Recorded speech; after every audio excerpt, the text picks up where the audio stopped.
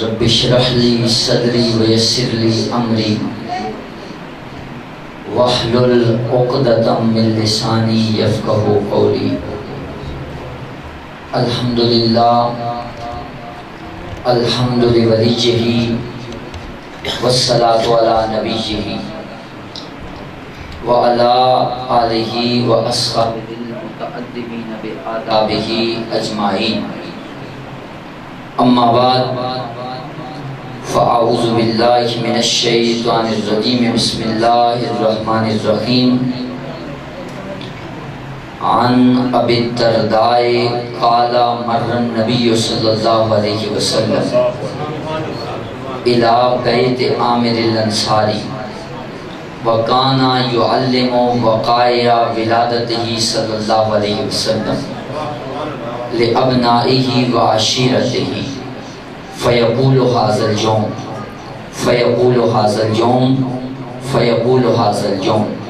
قال النبي صلى الله عليه وسلم إن الله فتح لك أبواب الرحمة والملائكة كلهم يستغفرون لك ومن فعل فعلك نجاتك أو كما قال عليه الصلاة والسلام۔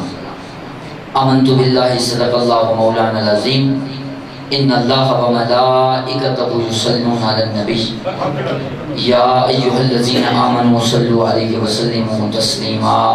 اللہم صل علی سیدنا مولانا محمد وعلی آل سیدنا مولانا محمد مبارک وسلم وصلی علیہ۔ الصلاۃ والسلام علیک یا شفیع المذنبین وعلی آلک واصحابک یا رحمت للعالمین۔ حشر تک ڈالیں گے ہم پیدائش مولا کی دھوم، حشر تک ڈالیں گے ہم پیدائش مولا کی دھوم، مثل فارس نجد کے قلعے گراتے جائیں گے اور خاک ہو جائیں جل کر عدو مگر ہم تو رضا، خاک ہو جائیں جل کر عدو مگر ہم تو رضا، دم میں جب تک دم ہے ذکر ان کا سناتے جائیں گے۔ اس لیے کہ رہے گا یوں ہی ان کا چرچا رہے گا یوں ہی ان کا چرچا رہے گا، پڑے خاک ہو جائیں جل جانے والے۔ بعد از حمد و صلاۃ لائق عزت و تکریم، زینت مسند صدارت، پیکر اخلاص و محبت، خادم الفقراء حضرت محمد گلباز قادری صاحب حافظہ اللہ تعالی، بانی 12 روزہ محافل میلاد مصطفیٰ صلی اللہ علیہ وسلم، اور دیگر محتشم علماء کرام، ثناءخوانان مصطفیٰ اور عوام اہل سنت، آپ اور میں آج کی اس انتہائی پر رونق محفل میلاد مصطفیٰ صلی اللہ علیہ وسلم میں حاضر ہیں۔ مجھے میرے بھائی برادر مکرم مجاہد اہل سنت حضرت علامہ مولانا وسیم رضا صاحب قادری اتاری، آپ نے حکم ارشاد فرمایا، ان کے حکم کی تعمیل کرتے ہوئے حاضر خدمت ہوں، اور چند باتیں میلاد مصطفیٰ کے حوالے سے میں آپ کے گوش گزار کرنا چاہتا ہوں۔ حضرات گرامی مرتبہ، یہ ماہ مقدس جسے ماہ ربیع الاول کہا جاتا ہے، اور آپ نے یہ بھی سنا ہوگا کہ آل محبت اس کو ربیع النور بھی کہتے ہیں۔ وجہ یہ ہے کہ اس ماہ مقدس کی نسبت ہے تاجدار کائنات صلی اللہ علیہ وسلم۔ آپ دیکھیں نا کہ 4 موسم، تو 4 موسموں میں سے جب خزاں آئے تو خزاں کے جانے کے بعد آگے جب موسم خزاں جاتا ہے تو بہار آتا ہے، تو موسم بہار میں آپ اگر باہر نکل جائیں تو ارد گرد نظر دوڑائیں، دیکھیں تو ہر درخت آپ کو موسم بہار کی آمد کی خوشی مناتا ہوا نظر آئے۔ خوشی منانے کا انداز الگ ہو سکتا ہے، اور کسی درخت نے پتے نکالے ہوئے ہیں، کسی نے پھول نکالے ہوئے ہیں، کسی نے شگوفے نکالے ہوئے ہیں، کسی نے پھل نکالے ہوئے ہیں، الگ الگ انداز ہے۔ لیکن ایسا نہیں ہو سکتا کہ خزاں جائے، بہار آئے، کوئی درخت آپ کو ایسا ملے کہ جو موسم بہار کی آمد کی خوشی نہ منائے، ایسا کوئی درخت نہیں۔ اگر بڑی تگ و دو کے بعد، تلاش و جستجو کے بعد اگر آپ کو کوئی درخت ایسا مل ہی جائے، موسم بہار آ گیا، ہر طرف خوشی کا سماں ہے، درخت خوشی منا رہے ہیں، لیکن کوئی درخت آپ کو ایسا نظر آتا ہے کہ اس مہینے میں بھی خوش مرجھایا ہوا ہے، اس کے ہاں سب ماتم بچھی ہوئی، تو آپ قریب چلے جائیں، آپ غور و فکر کریں، موسم بہار کی آمد کے باوجود یہ خوشی کیوں نہیں منا رہا؟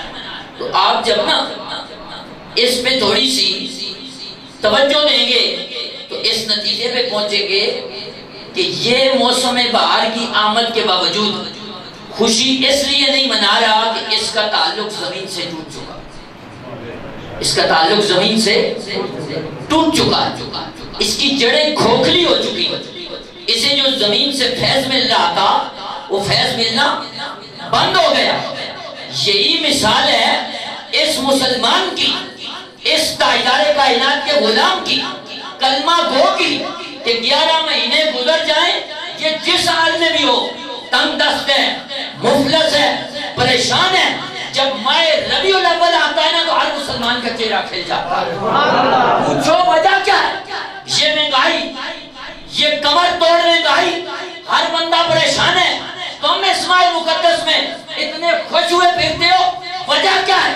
وہ بتاتا ہے کہ ماتم تو وہ کرے جس کا تعلق مدینے والے سے ٹوٹ گیا، جس کا ایمان کمزور ہو گیا۔ ارے ہم تو چہرے کی شاشت پر شاشت لیے ہوئے اس لیے پھرتے ہیں کہ اس مہنگائی کے دور میں بھی ہمارا تعلق تاجدار کائنات سے قائم ہے۔ نعرہ تکبیر، نعرہ رسالت، آمد مصطفیٰ، آمد مصطفیٰ۔ تو جب تاجدار کائنات سے تعلق ہوگا نا تو پھر چہرہ نہیں مرجھائے۔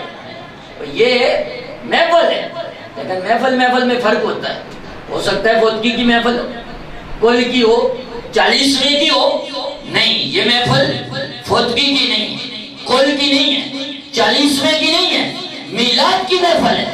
اور میلاد تو ایسی چیز ہے لیکن خوشیاں بھی مختلف ہوتی ہیں۔ بعض خوشیاں بندے کی ذات تک محدود ہوتی ہیں، بندے کی ذات تک محدود ہوتی ہے۔ ایک بندہ بیمار ہے تو وہ صحت یاب ہو جائے تو اسے ذات کے اعتبار سے خوشی ہوتی ہے۔ بعض خوشیاں ذات سے بڑھ کر خاندان تک جاتی ہیں، بس خاندان میں بچہ پیدا ہو جائے تو پورے خاندان کے لیے خوشی ہے۔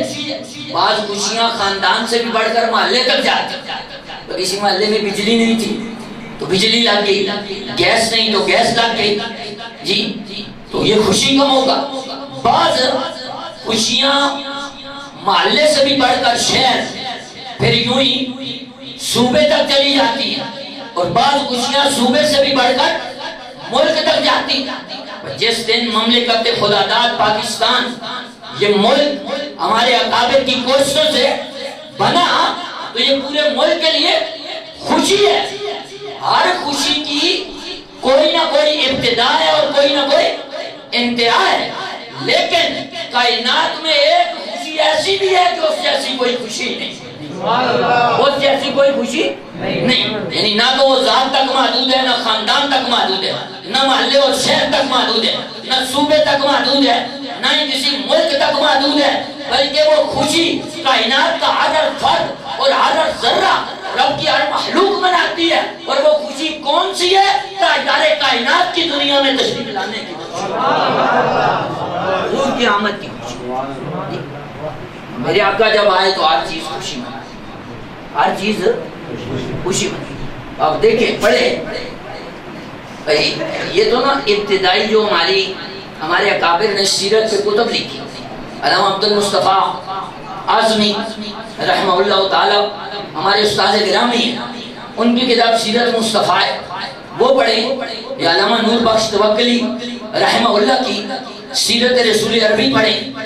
یہ بھی نا میلاد کا ایک سبق ہے، ٹھیک ہے؟ حضور آئے تو لازمی بات ہے سیرت بھی بیان ہوگی، جی سیرت کا بھی میلاد کے ساتھ تعلق ہے، تو ہمیں رسول اللہ کی سیرت بھی پڑھنی چاہیے، جی پڑھنے سے نا کئی مسائل ہمارے اس طرح حل ہو جائیں گے۔ یہ جو پریشانیوں کا بوجھ ہم لیے بیٹھے ہیں نا، اور لوگ پاگل ہوئے جا رہے ہیں کہ اتنی پریشانی ہے، یہ مسئلہ ہے وہ مسئلہ ہے۔ جب آپ تاجدار کائنات کے مسائل کو علام پڑھیں گے، میرے آقا نے کن مشکلات کا سامنا کیا، کیا کیا مسائل و علام کے پہاڑ تاجدار کائنات پہ گرائے گئے، تو پھر آپ کو سمجھ آ جائے گی کہ ہماری مشکل تو تاجدار کائنات کے سامنے چیز ہی کوئی۔ تو اس طرح آپ کا دل بنے، دل مضبوط ہوگا۔ صحابہ کرام رضوان اللہ علیہ مجمعین اپنے بچوں کو نا حضور کے غزوات سناتے تھے، حضور کے غزوات ان کے سامنے بیان کرتے۔ وہ حضور یوں بدر میں گئے، یوں احد میں گئے، یوں خندق کا واقعہ ہوا، یوں غزوہ بنی قریظہ ہوا، یہ بیان کرتے تھے۔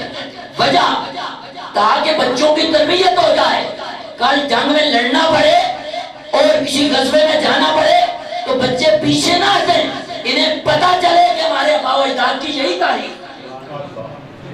سیدنا امام زین العابدین سید السجاد رضی اللہ تعالی عنہ، آپ سے کسی نے پوچھا کہ آپ نے واقعہ کربلا اپنی آنکھوں کے سامنے دیکھا، اتنا بڑا واقعہ، حالت بیماری میں آپ کا سارا خاندان رسالت معاف کاٹ دیا گیا، شہید کر دیا گیا، لیکن آپ پھر بھی برداشت کر کے وجہ کیا تھی؟ فرمایا وجہ یہ تھی کہ ہمارے سامنے رسول اللہ کے غزوات بیان کیے جاتے تھے۔ نعرہ تکبیر، نعرہ رسالت، آمد مصطفیٰ، آمد مصطفیٰ، سرکار کی آمد، سردار کی آمد، آمد مصطفیٰ۔ حضور کے غزوات بیان کیے جاتے تھے ہمارے سامنے، تو سن کے ہمارے دل اتنے مضبوط ہو گئے کہ ہم واقعہ کربلا کو بھی برداشت کر گئے۔ تو اس وجہ سے سیرت کو بھی پڑھنا چاہیے۔ تو میں آج یہ کر رہا تھا، میں اپنے موضوع کی طرف آتا ہوں کہ سیرت کی نا ابتدائی کتب ہی آپ پڑھیں، تو اس میں آپ کو پتہ چلے گا کہ جب حضور آئے تو ہر چیز نے خوشی منائی، ہر چیز نے خوشی منائی، ہر چیز، حتیٰ کہ انسان تو انسان ہے نا، پھر مسلمان اس سے بھی بڑھ کے، رسول اللہ کا غلام اس سے بھی بڑھ کے ہے۔ جو جانور تھے نا، جانور، علامہ ابن حجر نے لکھا کہ جب ولادت مصطفیٰ ہوئی نا تو جنگلوں کے اندر جانور بھاگنے لگے، جانور بھاگنے لگے، ایک دوسرے کو مبارکبادیں دینے لگے۔ لوگ کہنے لگے کہ جانوروں کو کیا ہو گیا؟ بتانے والے نے بتایا بھائی ہونا کیا تھا، حضور آ گئے، ہونا کیا تھا، حضور آ گئے۔ علامہ ابن حجر نے یہ بات کی، فرمایا پانی کے اندر رہنے والی جو مچھلیاں ہیں وہ ایک دوسرے کو مبارکبادیں دینا۔ لوگوں نے پوچھا مچھلیوں کو کیا ہو؟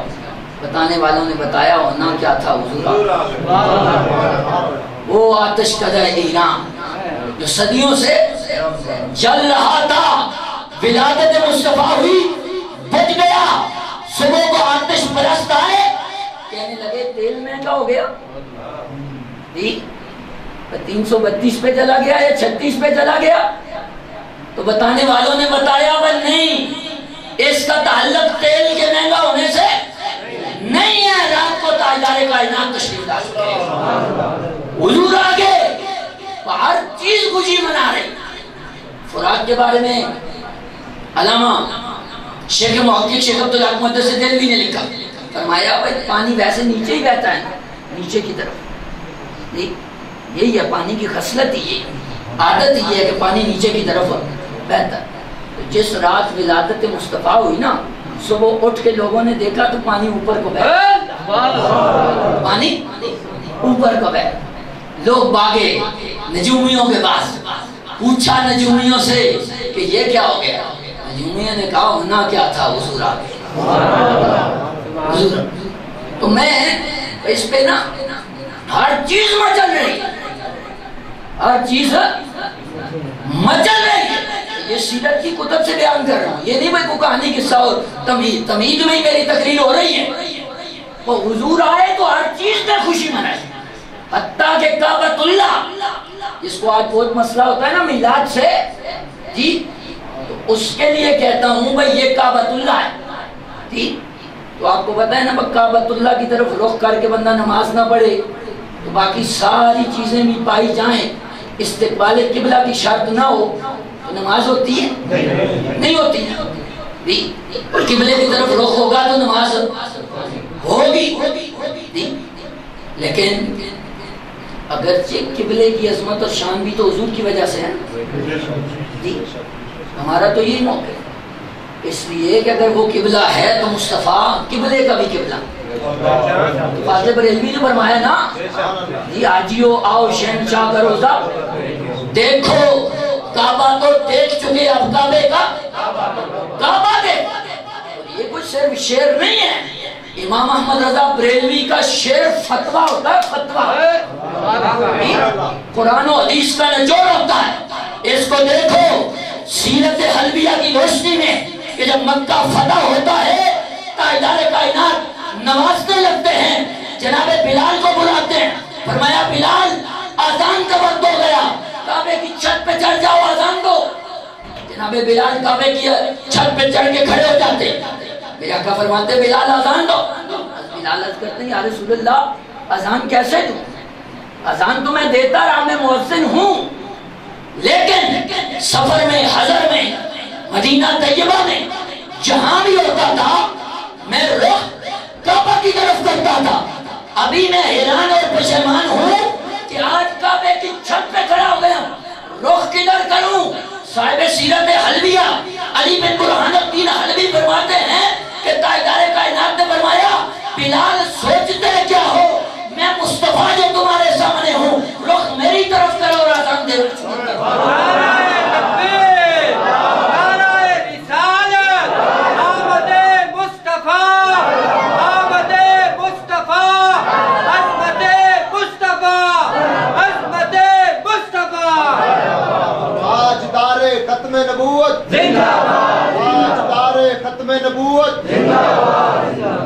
رخ میری طرف کرو اور اذان دینا شروع کرو۔ ادھر جناب بلال نے اذان شروع کی، ادھر بریلی کا عاشق بولا کہ حاجیوں آؤ شہنشاہ کا روزہ دیکھو، کعبہ تو دیکھ چکے، اب کعبے کا کعبہ دیکھو۔ تو یہ کعبہ ہے، اس پہ بخاری سے بھی میں عرض کر سکتا ہوں، لیکن میرا یہ موضوع نہیں، جی وہ بخاری کی لمبی روایت ہے کہ انس بن مالک إن أبا بكر كان يصلي لهم في بيت النبي الذي توفى فيه حتى إذا كان يوم الاثنين هم صفوفا في الصلاة فكشف النبي صلى الله عليه وسلم ستر الحجرة ينظر إلينا وهو قائم فتبسم كأن وجهه بركة مصحف فأممنا أن نفتتن من الفرع برؤية النبي صلى الله عليه وسلم ونكس أبو بكر على عقبيه وظن أن النبي صلى الله عليه وسلم خارج إلى الصلاة فأشار إلينا النبي صلى الله عليه وسلم أن أتموا صلاتكم وأحسنوا كما قال الله۔ پوری بخاری کی روایت میں نے پڑھی، انس بن مالک سے پڑھی، ترجمہ کروں نا تو تقریر میری ادھر چلی جائے گی، جی اس لیے میں واپس آ رہا ہوں۔ میں جو بات کر رہا ہوں وہ کعبۃ اللہ ہے نا، جی ولادت مصطفیٰ ہو رہی ہے، تو اس سے بھی پوچھ لو کہ اس کی عادت کیا ہے، اس کی عادت کیا ہے، کعبۃ اللہ کیا کر رہا ہے۔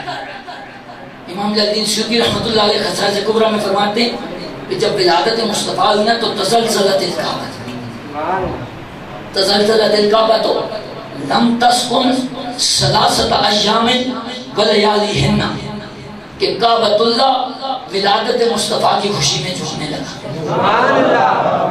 کعبۃ اللہ ولادت مصطفیٰ کی خوشی میں جھومنے لگا۔ مجھے ایک بندہ کہنے لگا بھائی تزلزلہ کا معنی تو زلزلہ آنا ہوتا ہے، تزلزلہ کا معنی زلزلہ آنا، میں نے کہا بالکل ہے معنی، لغت میں نا ایک ایک لفظ کے کئی معنی ہیں، اس سے لفظ صلاۃ ہے نا تو 150 سے زائد معنی لفظ صلاۃ کی۔ عربی بڑی فصیح و بلیغ زبان ہے، بعض اوقات ایک معنی بیان کرنا ہوتا ہے تو ایک معنی کے لیے عربی میں 500 الفاظ موجود ہیں۔ عربی اتنی فصیح و بلیغ، عربی جیسی فصیح و بلیغ زبان کون ہے؟ میں نے کہا ہاں، زلزلہ کا معنی تزلزلہ کا زلزلہ آنا ہے، لیکن یہاں یہ معنی نہیں، یہاں یہ معنی نہیں ہے۔ کیوں کہ آمد مصطفیٰ ہو رہی ہے، آمد مصطفیٰ ہو رہی ہے۔ ولادت مصطفیٰ کے بعد زلزلے نہیں ہوتے۔ میں نے کہا تم نے پڑھا نہیں؟ علم کلام کی شرح عقائد تو ہر مدرسے میں پڑھائی جاتی ہے نا، کسی بھی مکتبہ فکر سے تعلق رکھتے ہو۔ تو میں نے کہا شرح عقائد کی شرح نبراس میں تم نہیں پڑھا کہ جب فاروق اعظم رضی اللہ تعالیٰ عنہ کے دور میں زلزلہ آ گیا تو فاروق اعظم رضی اللہ تعالیٰ عنہ نے عصا اٹھایا، زمین پہ مارا، فرمایا زمین تجھے وقت خلیفہ عمر یہ حکم دیتا ہے کہ اپنی جگہ پہ ساکت ہو جا۔ صاحب نبراس لکھتے ہیں کہ وہ دن ہے، آج کا دن ہے، باقی ساری کائنات میں زلزلہ آتا ہے، واپس پلٹ کے اس جگہ پہ کبھی زلزلہ نہیں آتا۔ یہ فاروق اعظم کی شان ہے، اور فاروق اعظم غلام ہے، جب غلاموں کی یہ شان ہے تو آقا کی کیا شان ہے؟ تاجدار کائنات کی آمد پہ زلزلے نہیں ہوتے۔ دوسری بات یہ ہے کہ زلزلہ ہو بھی نا جی تو آپ دیکھتے ہیں وہ زلزلہ تو 1 سیکنڈ کا آئے تو زمین تیو بالا ہو جاتی ہے، چند سیکنڈ چند منٹ کا 2005 کا تو اکثر بندے وہ بیٹھے ہونے جن کے سامنے گزرا جی۔ ابھی ترکی والا آپ نے دیکھا ہو، اسی طرح کیا سے مراکش میں ابھی جی وہ ہوا تو چند سیکنڈ میں کیا سے کیا ہو جاتا ہے۔ میں نے کہا زلزلے سے تو یہ حالت ہو جاتی ہے، تم پڑھتے نہیں؟ امام جلال الدین سیوطی لکھ رہے ہیں کہ لم تسکن ثلاثت ایام ولیالیہن، کہ کعبۃ اللہ پورے 3 دن اور 3 راتیں ولادت مصطفیٰ کی خوشی میں ولادت مصطفیٰ کی خوشی میں جھومتا رہا، تاکہ لوگوں کو پتہ چل جائے کہ تاجدار کائنات کی آمد کی خوشی منانا شرک و بدعت نہیں بلکہ کعبۃ اللہ کی سنت ہے۔ تو ہر چیز خوشی منا، ہر چیز خوشی منا میرے آقا کی آمد۔ اور جو میں حدیث میں نہیں پڑھی میں اسی کے ضمن میں چلنا چاہتا ہوں وقت کے اندر رہتے ہیں۔ حدیث مبارکہ آج کل تو میلاد شروع ہوتا نہیں ہے تو پہلے یہ میسج چل جاتے ہیں بھئی ابو بکر صدیق کے دور میں میلاد 2 مرتبہ آیا، ابو بکر صدیق نے منایا جی، فاروق اعظم کے دور میں اتنی مرتبہ آیا، عثمان غنی کے دور میں اتنی مرتبہ آیا، مولا علی کے دور میں اتنی مرتبہ آیا۔ تو رٹی ہوتی ہیں باتیں لوگوں نے۔ میں نے کہا بھئی آیا اور انہوں نے منایا، انہوں نے منایا، یہ گھر کی محفل ہے نا جی، یہ تو باز اشب کے قدموں کا صدقہ اللہ گلباز صاحب کو سلامت رکھے۔ باز اشب حضور غوث پاک کا لقب ہے جی، تو غوث پاک کے قدموں کا صدقہ اللہ اس استانے کو سلامت رکھے جی، اس لیے کہ عشق کی بات ہو رہی ہے۔ باقی یہ نہیں کہ میں کوئی تعریف کرنے کے لیے آیا ہوں، تعریف تو حضور کی ہے نا، تو جو حضور کی تعریف کرے گا ہم اس کی تعریف کریں جی۔ تو اللہ اس کو سلامت رکھے۔ میں جو بات کرنا چاہتا ہوں وہ یہ کہ بھائی جو بندہ یہ کہتا ہے نا ابو بکر صدیق نے میلاد نہیں منایا، میں نے کہا آپ کیسے کہتے ہیں، یہ گھر کی محفل ہے جی۔ میں آپ کو بتاتا ہوں کہ رسول اللہ کے اپنے گھر میں محفل میلاد ہوئی، محفل میلاد گھر کی محفل، اس لیے کہ پہلے ہم مسجدوں میں کرتے تھے، گلیوں میں ہم آئے، چوراہوں میں آئے، گھروں میں آئے، لوگوں کو مسئلہ ہو گیا پہلے تو یہ مسجدوں تک تھا، اب یہ گھروں میں بھی شروع ہو گئے، ہر گھر سے آواز آتی۔ میں نے کہا سب سے بڑا گھر تو رسول اللہ کا، رب کے بعد سب سے بڑا گھر رسول اللہ کا ہے، اور رسول اللہ کے گھر میں محفل میلاد ہوئی ہے، اور اس کا راوی بھی کوئی عام نہیں ہے کہ جس پہ کوئی بندہ چلا کرے۔ راویہ ام المؤمنین سیدہ طیبہ طاہرہ عائشہ صدیقہ بنت صدیق رضی اللہ عنہ، آپ فرماتی ہیں تذاکرہ رسول اللہ صلی اللہ علیہ وسلم و ابو بکر میلاد ما عندی. یہ روایت ہے. آپ راوی آپ فرماتی ہیں گھر میں میں تھی، گھر میں میں تھی، میرے سر کے تاج تاجدار کائنات تھے، اور میرے بابا جان صدیق اکبر اور تیسری میں تھی، تیسری میں تھی. بندوں کے لیے بھی نہیں ضروری نہیں بھائی حاضری لگانی ہوتی ہے، وہ بندے سے آتا ہوں، بندے 3 بھی ہو جائیں میلاد ہو جاتا ہے، میلاد ہو جاتا ہے. بندے ہونے صاف چاہیے. دیکھیں نا وہ گندے انڈوں کی تو قیمت ہی کوئی نہیں نا جی. پورا گھر پورا کمرہ بچ جائے تو کیا ہوتا ہے؟ گندے انڈوں سے تو بچے نہیں نکلتے جی. تو اگر صاف ہوں تو ایک ہی کافی. تو بندے اگر مخلص ہو نا، اخلاص و للہیت ہو تو تھوڑے ہی کافی ہوتے ہیں. لیکن جن 3 بندوں کا تذکرہ میں کر رہا ہوں، کائنات میں ان کے پائے کا بندہ ہی کوئی نہیں. تاجدار کائنات جیسا کوئی ہے نہیں. اقبال نہیں کہتا وہ رخ مصطفیٰ ہے وہ آئینہ، رخ مصطفیٰ ہے وہ آئینہ. کہ اب ایسا دوسرا آئے نہ ہماری بس میں خیال میں نہ دکانے آئے نہ ساتھ. اگر یوں آپ کو نہیں سمجھ آ رہا نا، آپ سمجھتے ہیں بھائی ہم تھوڑا وفاق سے ہٹ کے وفاق کے دیہی علاقے میں آتے ہیں تو پنجابی میں سمجھ. پنجابی والوں نے کہا نا وہ حسینہ جمیلاں دا منہ موڑ دے، حسینہ جمیلاں دا منہ موڑ دیتا. رب محمد بڑھا کے قلم توڑ دیتا، رب محمد بڑھا کے قلم توڑ دیتا. مایا پیارے حبیب اب تیرے جیسا نہیں بنا، تیرے جیسا نہیں بنا. وہ جو بنانا تھا بنا دی. یہ صرف میرا جملہ نہیں ہے مقررانہ، اس پہ امام فلسفہ و منطق امام فضل حق خیرآبادی وہ فاتح 1957 کی جنگ آزادی کا مرد مجاہد مرد حر، ان کی پوری کیس و صفات پر مشتمل ضخیم کتاب امتناع النظیر کے نام سے موجود. برحال ایک مسئلہ الگ ہے. حضور جیسا ابو بکر صدیق جیسا کون ہے؟ کوئی. یہ اسلام آباد کی سرزمین ہے نا، اسلام آباد کی سرزمین کے 2 ولی بہت بڑے مشہور ہیں جی. ایک جن کے ذمہ حکومت ہوتی ہے پر امام سرکار جی، ایک وہ ہے، اور دوسرے گھوڑلے کے تاجدار فاتح قادیاں مجدد زمان پیر سید مہر علی شاہ صاحب گولڈوی.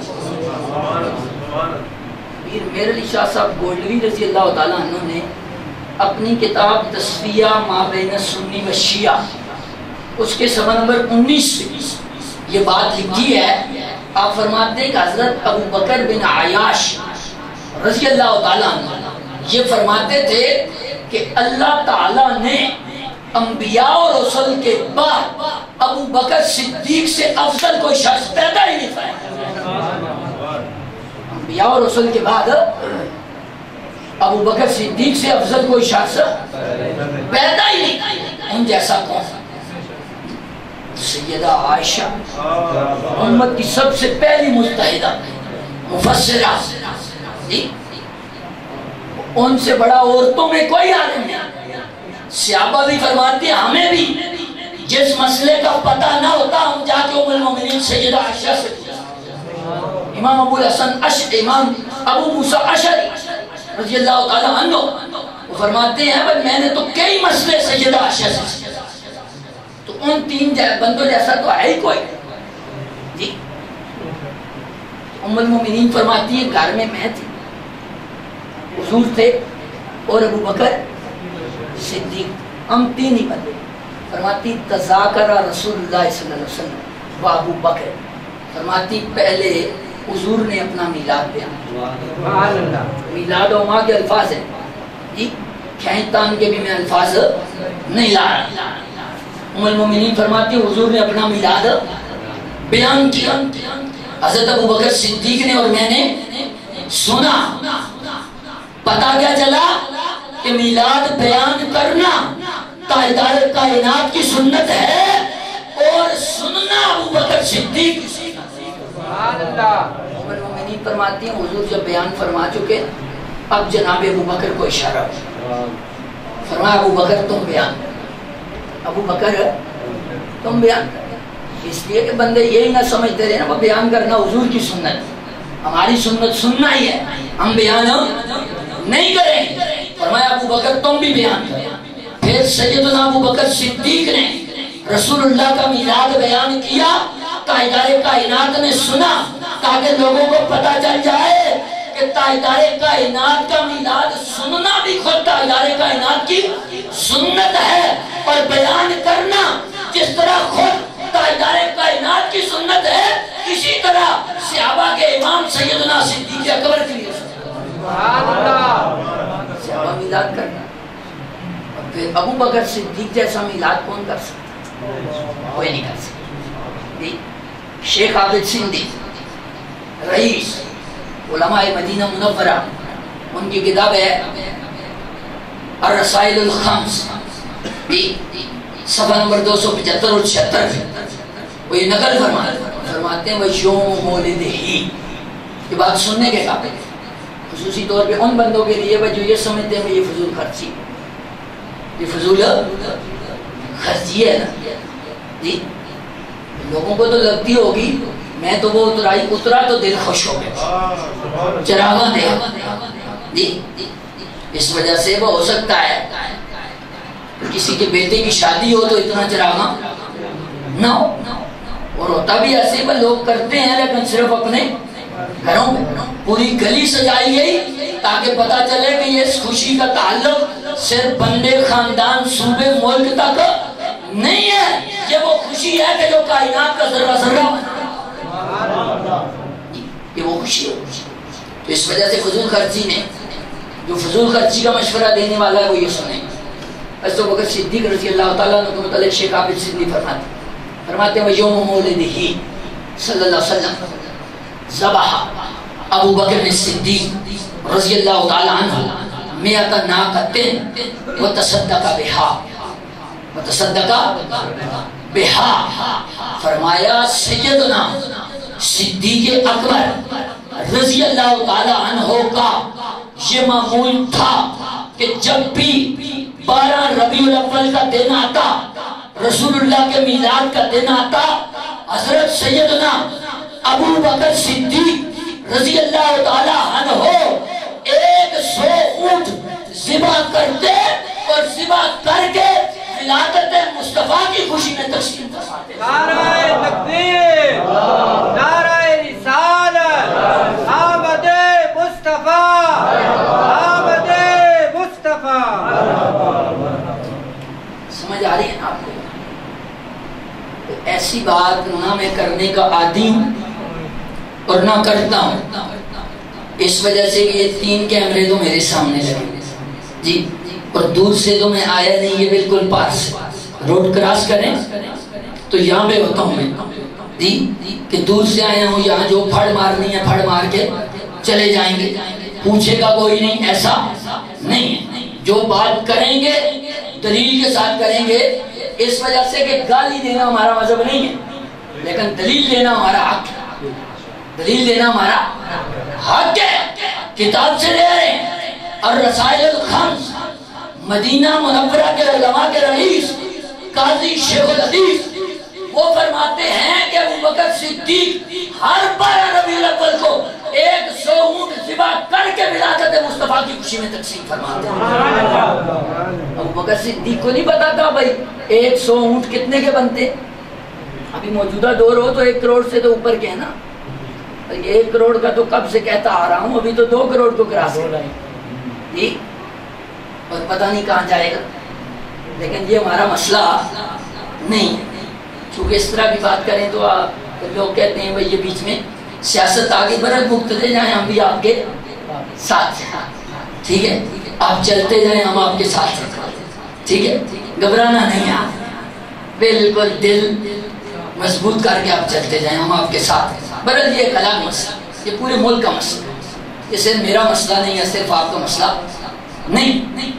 تو برحال کروڑوں روپیہ ابو بکر صدیق خرچ کر رہا ہے، ابو بکر اب اس پہ کوئی بندہ کہے بھائی کروڑوں نہیں ہے تو کیا کروں جی؟ یہ کروڑوں تو نہیں ہو رہا نا، کم ہو رہا ہے جی، کم ہے نا. جس کی جتنی استطاعت ہے، جس کی جتنی استطاعت ہے.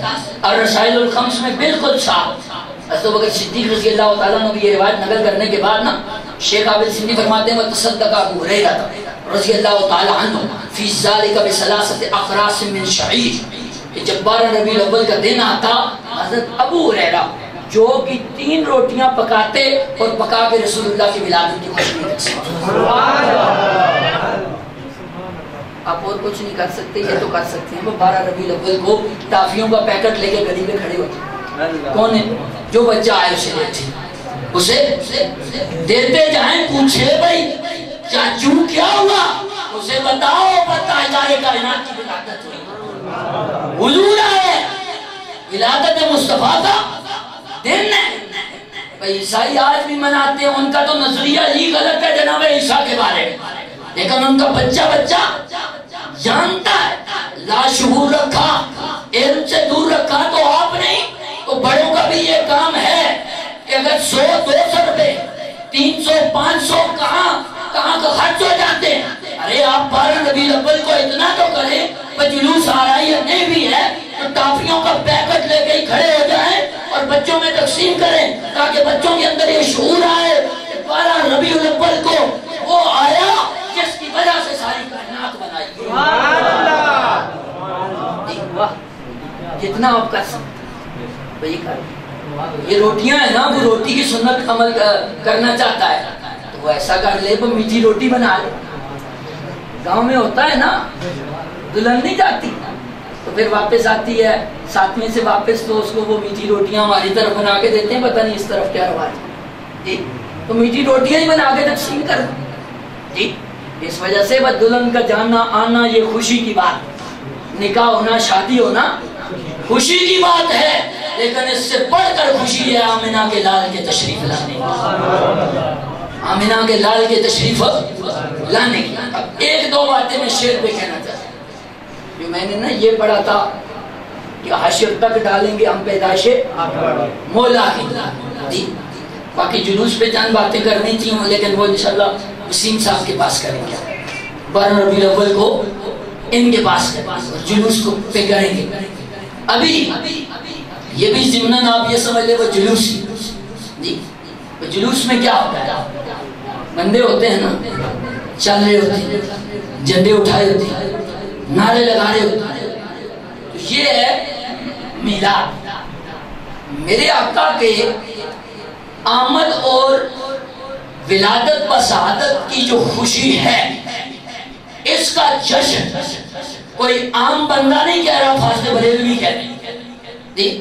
فاضل بریلوی وہ بندہ ہے کہ جس نے عشق رسالت کے ایسے جام لوگوں کو پھیلائے جی، اور جام پلا کے پورے وثوق کے ساتھ یہ کہہ دیا کہ جو یہ جام پی گیا میلاد منانا اس تک بس نہیں ہے، اس کی نسلیں بھی میلاد منائیں. اور دنیا تو دنیا، اس کی نسلیں، نسلوں کی نسلیں سب پشتیں جب میدان معاشر میں اٹھیں گی تو تب بھی تاجدار کائنات کے میلاد کا جلوس نکالتے ہوئے گزریں. کس طرح؟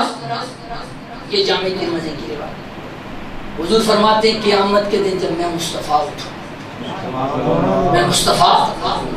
اٹھوں اور کس شان سے اٹھوں گا. حدیث مبارکہ یہ حضور تشریف لائے مسجد میں، دائیں جانب صدیق اکبر، بائیں جانب فاروق اعظم. صحابہ نے دیکھا، صحابہ آشش کر کہنے لگے یا رسول اللہ کیا نظارہ ہے. حضور فرمانے لگے ہاکذا نبعث یوم القیامہ، فرمایا کل قیامت کے دن بھی میں مصطفیٰ اسی انداز میں اسی انداز. دائیں جانب صدیق اکبر، بائیں جانب فاروق. یہ جامع ترمذی، اس کی شرح میں حدیث ہے الریاض النضرہ. حضور فرماتے میرے سامنے جانب مولا علی، سامنے کی جانب مولا علی، میری پشت کی جانب عثمان غنی، پشت کی جانب اب یہ مسئلہ لمبا ہو جائے گا یہاں پہ، میں ادھر نہیں جانا چاہتا. آپ کہیں گے وہ مولا علی کی کا مزار مقدس تو نجف اشرف شریف میں، اور حضور اٹھ کہاں سے رہے ہیں؟ گنبد خضرا سے حضور نکل رہے ہیں نا جی. دائیں جانب صدیق اکبر، بائیں جانب فاروق اعظم، سامنے مولا علی، سامنے مولا علی. یہ تفسیر علی جو منی وانا میں جی. یہ پھر کبھی ابھی نہیں، ابھی یہ ہے میں نے آپ کو بتا دیا وہ حضور یوں اٹھیں گے، جناب ابو بکر، جناب فاروق اعظم، مولا علی، عثمان غنی، یعنی رسول اللہ 4 یاروں کے جرمٹ میں، 4 یاروں کے جرمٹ. دوسری حدیث میں نے اس لیے پیش کر لی، اہل سنت کا مسلک سمجھو، اہل سنت کا مسلک سمجھو. میں اس میں کسی طرف بھی انتہا نہیں ہے کہ ایک طرف چلے جاؤ دوسری طرف کو چھوڑ دو. صحابہ کو لے لو، اہل بیت کو چھوڑ دو، نہیں. اہل بیت کو لے لو، صحابہ کو چھوڑ دو، ایسا نہیں ہے. بلکہ فاضل بریلوی نے عقیدہ یہ دیا ہے کہ اہل سنت کا ہے بیڑا پار، اصحاب حضور نجم ہے اور نو ہے. یہ نظریہ، اگر ایک ہاتھ میں دامن اہل بیت ہے تو دوسرے ہاتھ میں دامن صحابہ ہونا چاہیے. اس وجہ سے کہ صحابہ کی عزت بھی حضور کی وجہ سے اور اہل بیت کی عزت بھی حضور کی وجہ سے. اصل جو عزت کا مرکز اور ماور وہ ذات مصطفیٰ. تو یہ 4 یار نعرہ تحقیق بھی ہو جائے گا. نعرہ رسالت، نعرہ تحقیق، نعرہ حیدری، محمد مصطفیٰ، محمد مصطفیٰ، سرکار کی آمد، دلدار کی آمد، کنٹھار کی آمد، محمد مصطفیٰ. ہو جائے گا. یہ تو حضرت نے لگا دیا. میرے کہنے کا مطلب یہ تھا وہ جو بندہ 4 یار سے بھاگتا ہے نا، تو کہتا وہ 4 یار کا نعرہ نہ لگاؤ. میں نے کہا حضور تو 4 یار کے بغیر میدان محشر میں بھی نہیں آ رہے جی. حضور تو 4 یاروں کے جرمٹ میں آ رہے. 70,000 فرشتے دائیں، 70,000 بائیں، 70,000 آگے، 70,000 پیچھے. تاجدار کائنات چل پڑے، حضور چل پڑے. تقریر کے 10 منٹ ہیں لیکن نا انما الاعمال بالخواتیم. آپ توجہ کریں، حضور چل پڑے جی. جو ہی چلے نا تو اب جنت البقیع والے اٹھے. امام حسن مجتبی ہے جی. 10,000 صحابہ آرام فرمائے، وہ ملے، حضور چلے، جنت المحلہ والے آئے جی. لیکن اس سے پہلے نا میں سیدہ خدیجہ سے پہلے جنت البقیع سے جب حضور چلے تو سب آئے، تو سیدہ بھی آئیں. ملکہ کون و مقام، کان شرم و حیا، سیدہ طیبہ طاہرہ ساجدہ عابدہ راکعہ سیدہ فاطمہ الزہرا رضی اللہ عنہا. آپ بھی جنت البقیع سے آئیں. لیکن ساتھ حکیم الامت کی بات سنتے جاؤ لوگوں، کیسے آئیں؟ یہ بات تو حدیث مبارکہ میں طے ہے. تاجدار کائنات فرماتے ہیں کہ جب میری بیٹی فاطمہ آئے گی نا تو اب میدان محشر کا نظارہ بدلے گا، قانون بدلے گا، حکم ہوگا غدو ابصارکم حتی تمر فاطمہ بنت محمد، کہ لوگوں نظروں کو جھکاؤ، نگاہوں کو نیچے کر لو، اس لیے کہ فاطمہ بنت محمد کا گزر ہونے لگا. اب سیدہ آنے لگی. آگے اب سنو حکیم الامت کی بات اور اہل سنت کا نظریہ دیکھو. حکیم الامت مفتی احمد یار خان نعیمی نے لکھا، فرمایا سیدہ قیامت کے دن اونٹنی پہ سوار ہو کے آئیں. کس پہ؟ اونٹنی. اگلی بات اس سے بھی مزے کی. آپ فرماتے ہیں وہ اونٹنی ہوگی ابو بکر صدیق. سیدہ جس اونٹنی پہ سوار ہو کے آئیں گی وہ اونٹنی ہوگی ابو بکر صدیق رضی اللہ. ایک کالا مجھے کہنے لگا ابو بکر صدیق کی اونٹنی پہ کیوں آئے؟ سیدہ چاہتی تو کائنات کی مالک جی जन्नती औरतों की सरदार है, तमाम औरतों की सरदार है, जिस पे जाती तशरीफ लाती, बुर्राक पेश किया जाता। लेकिन अबू बकर सिद्दीक की उठनी पे क्यों आए? मैंने कहा अहमद यार खान ने इनकी बात खत्म हो गई। ठीक, अब मेरी बात सुनो। आप सैयदा अबू बकर सिद्दीक की उठनी पे इसलिए सवार होके आएंगी ताकि अब तो सारी कायनात जमा है, मजमा लगा हुआ, कोई उससे बाहर नहीं, ऐसा भी कोई नहीं है जो इससे बाहर हो, सब वहां है। सबको पता चल जाए कि अबू बकर सिद्दीक से सैयदा भी राजी है, सैयदा का पापा भी राजी है और सैयदा का रब भी अबू बकर सिद्दीक से राजी। ये बताने के लिए अबू बकर सिद्दीक हुजूर चले, चलते जाएं, वक्त कम है जी, 11:15 पे खत्म करने, 5 मिनट रहे। चले, जन्नतुल मोहल्ला वाले आए, बगदाद वाले आए, इधर से बरेली वाले पहुंचे। मैदान माशर में गूंज पड़ गया कि मुस्तफा जाने रहमत पे लाखों सलाम, शमे बज़ में हिदायत पे लाखों सलाम, मुझसे खिदमत के कुछ सी कहें हाँ रज़ा दी। आहा, गूंज पड़ी। अब क्या हुआ? अब मियाँ साहब को बुलाओ।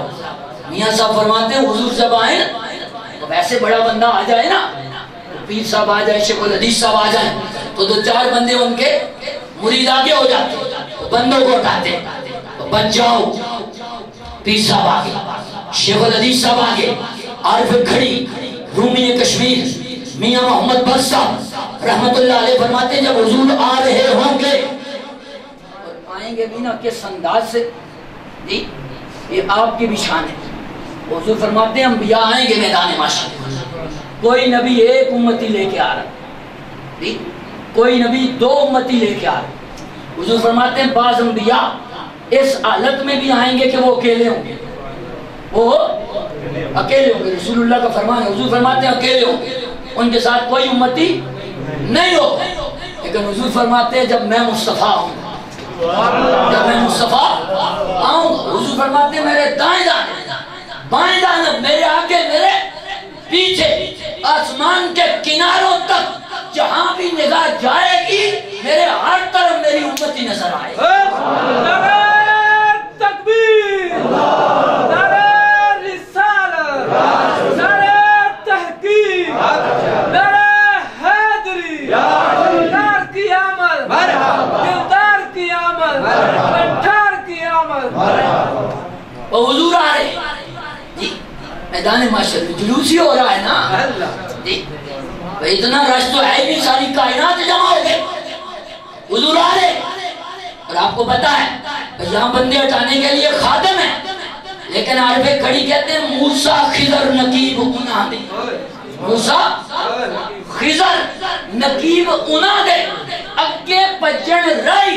आप फरमाते हैं जनाबे मूसा कलीमुल्लाह जनाबे खिजर अलैहिस्सलाम आगे होंगे और लोगों को हटा रहे होंगे और कह रहे होंगे कि बच जाओ, कायनात बच जाओ, रास्ता छोड़ दो, हुजूर आ गए, रास्ता छोड़ दो, हुजूर आ गए। हुजूर इस शान से आए, हुजूर इस शान से आए। और 45 मिनट पे खत्म कर रहा हूं, आखिरी बात इससे भी मजे की। मैदान माशर क़यामत का दिन 50,000 साल। बातें बहुत है ना, लेकिन रजाने के लिए तो नहीं है तकरीर। आखिरी बात सुने, मैदान माशर 50,000 साल का क़यामत का दिन है। हकीमुल उम्मत मुफ्ती अहमद यार खान साहब मिरातुल मनाजीर जेल नंबर 8, आप फरमाते हैं हिसाब किताब 4 घंटे में हो जाएगा। हिसाब किताब 4 घंटे, 50,000 साल का दिन है, 4 घंटे में हिसाब किताब किया खत्म। अब बाकी सारा दिन क्या होगा? ये बात, बाकी सारा दिन क्या होगा? हकीमुल उम्मत फरमाते हैं कि बाकी सारा दिन रब ताला लोगों को बिठाएगा। 50,000 साल के दिन में से 4 घंटे निकाल के बाकी सारा दिन रब ताला लोगों को बिठाएगा और बिठा कर अपने हबीब की अजमत और शान बयान करेगा। یہ محفل میلاد ہے کہ لوگوں دیکھو مقام مصطفیٰ کیا، مقام مصطفیٰ کیا ہے۔ اسی وجہ سے امام قرطبی نے ایک روایت تو یہ لکھی ہے، فرمایا بھائی رب تعالیٰ جس طرح اس کی شان کے لائق اس کے دائیں جانب کرسی ہو، حضور کو بٹھایا جائے گا۔ اور دوسری روایت یہ ہے کہ تاجدار کائنات رب تعالیٰ کے ساتھ جس طرح اس کی شان کے لائق ہے بیٹھیں گے، اور رب فرمائے گا پیارے حبیب آگے بھی معراج والی رات تجھے بلایا تھا، بلا کے اپنے ساتھ بٹھایا تھا، لیکن اس رات صرف تو بیٹھنے والا تھا، میں بٹھانے والا تھا، کوئی اور دیکھنے والا نہ تھا۔ لیکن آج تو ساری کائنات جمع ہے، مجمع لگا ہوا ہے، ان کے سامنے آؤ اور میرے ساتھ بیٹھ جاؤ تاکہ لوگوں کو پتہ چل جائے کہ تاجدار کائنات کا مقام اور مرتبہ کیا ہے۔ فاضل بریلوی بولے کہ فقط اتنا سبب ہے ان اعقاد بزم معاشر، فقط اتنا سبب ہے ان اعقاد بزم معاشر کا کہ ان کی شان محبوبی دکھائی جانے والی ہے۔ وآخر دعوانا ان الحمدللہ۔